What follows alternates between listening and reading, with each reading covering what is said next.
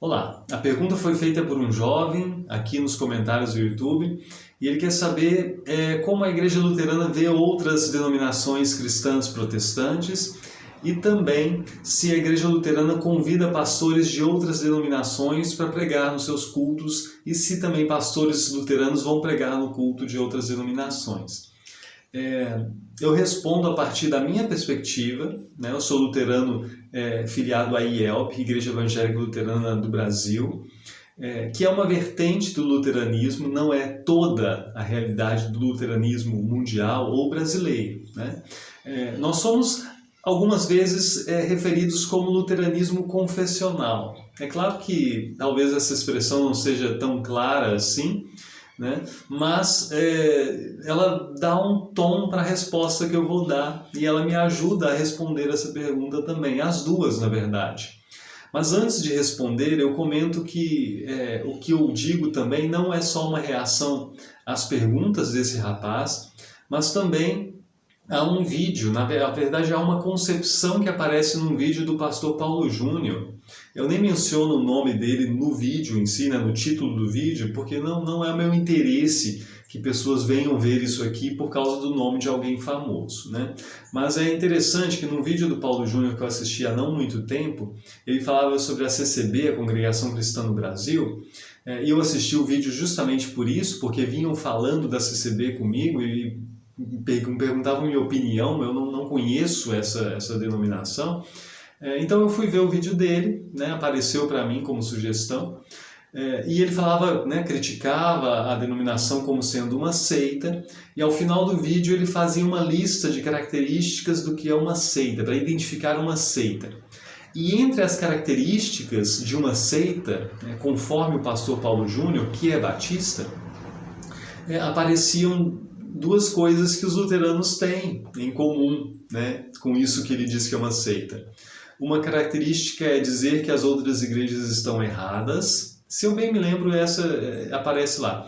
E a outra característica, essa muito marcada, né, ele diz assim, que as seitas não convidam pastores de outras denominações para pregar lá. E ele dizia, eu não posso pregar na CCB e não vão me convidar. E também pastores dessa denominação não pregam em outras denominações.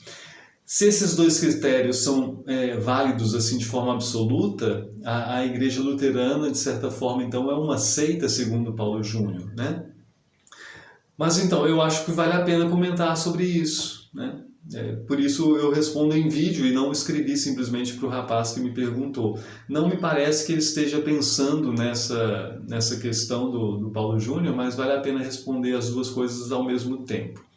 Primeiro, como que nós vemos outras denominações? Nós vemos as outras denominações como estando erradas? Sim. Sim. Claro que sim. Somos uma igreja confessional, nós sabemos o que nós confessamos, o que nós cremos, o que nós ensinamos. E se nós afirmamos que isso é o certo, né, que essa confissão de fé que nós temos é a verdadeira, é correta, é claro que no que as outras diferem dessa confissão, nós entendemos que há um erro. Isso, nossa, parece sectarista. Gente, mas qualquer igreja confessional é assim. Você pode não ser radical e ficar dizendo para todo mundo que eles estão errados, como nós não fazemos. Mas se nós cremos assim e temos seriedade nessa doutrina de afirmar que isso é verdadeiro, é claro que o desvio disso é tido como equivocado, né? A igreja do Paulo Júnior, por exemplo, tem duas confissões de fé que aparecem ali no site, pelo menos apareciam, confissões de fé batistas, como sendo verdadeiras. É claro que naquilo que nós divergimos dessas confissões de fé, que são lá do século XVII, é claro que eles vão dizer que nós estamos errados. Então eles também têm um padrão do que é certo, e ter um padrão do que é certo automaticamente é entender que o que se desvia desse padrão é errado. Então, na verdade, dizer que as outras denominações estão erradas, se elas têm confissões de fé diferentes, é algo normal. É algo bom? É algo agradável? Não. Bom e agradável seria se todos tivéssemos a mesma confissão de fé. Mas a partir do momento em que há diferenças sérias entre nós, e essas diferenças são identificáveis por meio de confissões de fé, eu vou afirmar que é um erro. Eu posso não ser orgulhoso a esse ponto de sair por aí dizendo todo mundo está errado, eu estou certo, eu sou o único certo em tudo. Mas se eu estou comprometido com uma confissão de fé, seja a confissão belga, seja a confissão de Westminster, o que quer que seja, né? Se eu estou comprometido com algo, se eu posso dizer nisso eu creio, eu estou dizendo ao mesmo tempo naquilo ali eu não creio, naquilo ali eu não entendo que haja acerto. Percebe isso como algo natural, de certa forma, é normal, de certa forma, né? Não tem nada demais nisso. Só é possível, então, eu não dizer que as outras igrejas estão erradas em algo a partir do momento em que doutrina não é importante para mim. Né? Eu acho que não é possível saber nada. Só Jesus é o Senhor. Né? O resto disso é tudo invenção, é tudo artificial. Se eu penso assim, aí eu posso começar a dizer assim, então eu não vou dizer que o outro está errado porque eu nem sei se eu estou certo. Só que se eu não sei se eu estou certo, como é que eu prego? Como é que eu digo alguma coisa para as pessoas da igreja se eu não tenho convicção alguma da correção ou não daquilo em que eu creio, né? Daquilo que me vem à mente, daquilo que é o conteúdo do meu pensamento teológico. Aí é outra questão, né? É possível uma igreja hoje ser não confessional e ser uma igreja séria e ter algo a dizer?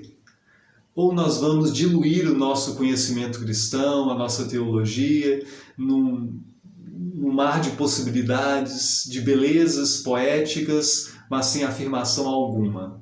Qual seria a utilidade disso? Qual seria a contribuição disso?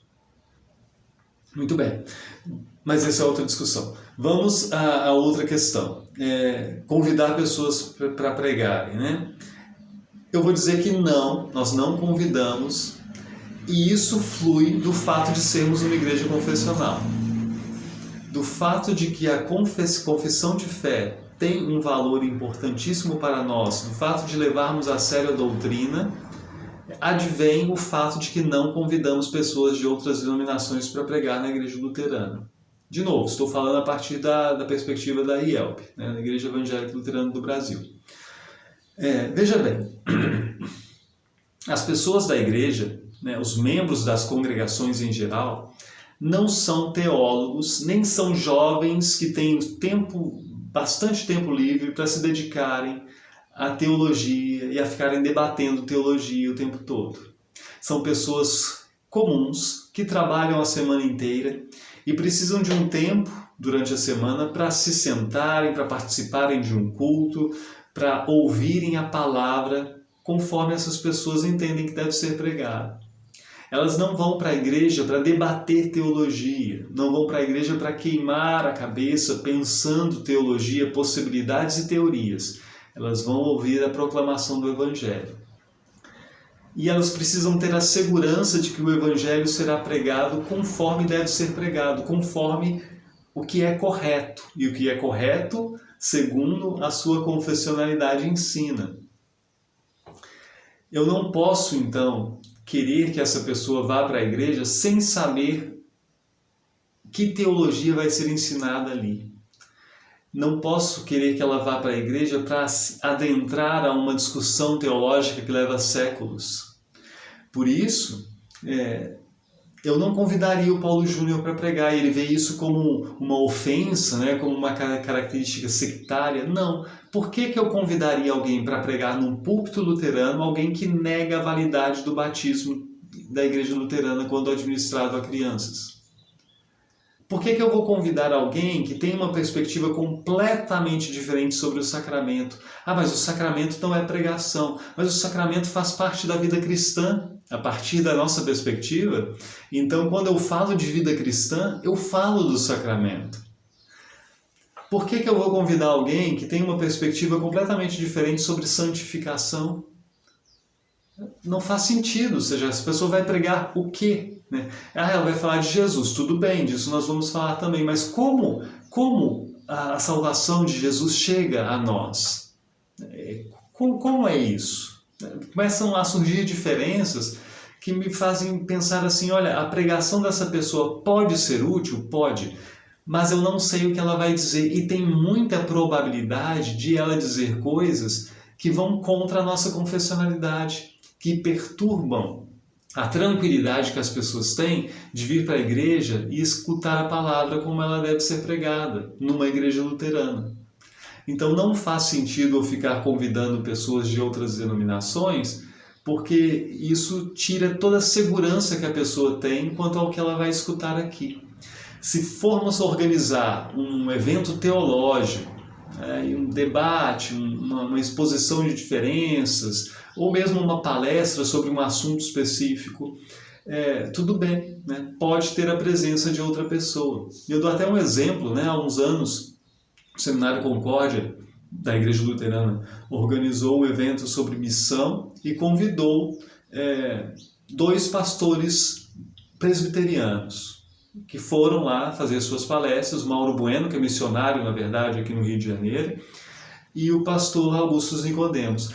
Eles não pregaram, eles proferiram palestras num evento teológico. Ali naquele evento que nós tínhamos eram teólogos, estudantes de teologia, que estão ali para quebrar a cabeça, estão ali para ter a capacidade de identificar diferenças, de perceber nuances, variações, de discutir esses assuntos.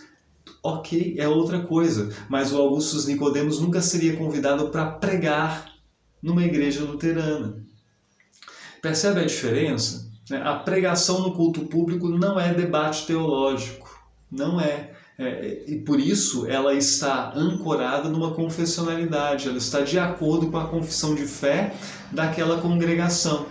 A congregação tem segurança de que quem ali prega a partir da mesma confessionalidade.